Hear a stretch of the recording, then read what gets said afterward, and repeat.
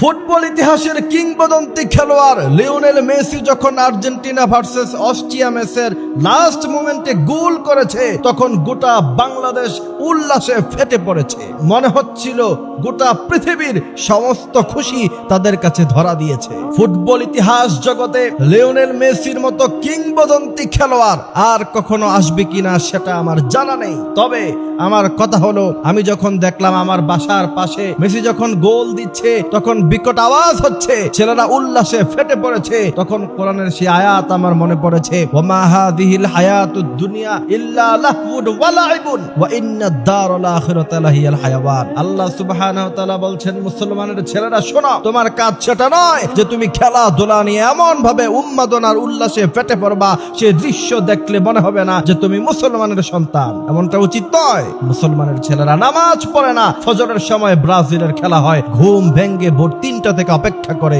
এটা কি মুসলমানের সন্তানের কাজ?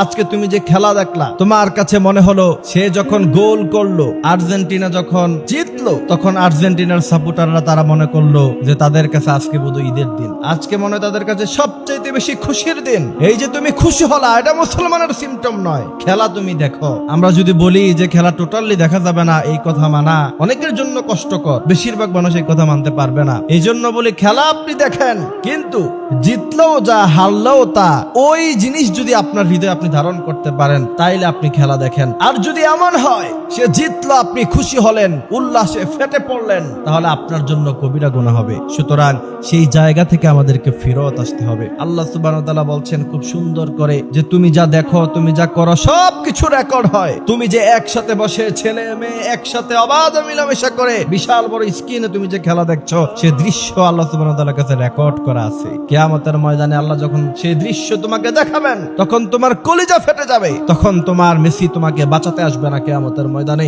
একটা কথা মনে রাখবা, ওয়া কুল্লু ইনসানিন আলজামনাহু তায়রাহু ফি উনুকিহি। আল্লাহ সুবহানাহু ওয়া তাআলা সব রেকর্ড করে কিয়ামতের দিন তোমাকে আল্লাহ দেখায় বলবে, ইকরা কিতাবাক কাফা বিনাফসিকাল ইয়াউমা আলাইকা হাসিবা। মুসলমানের ছেলেরা নামাজ পড়ে না, ফজরের সময় ব্রাজিলের খেলা হয়, ঘুম ভেঙ্গে ভোর 3টা থেকে অপেক্ষা করে। এটা কি মুসলমানের সন্তানের কাজ?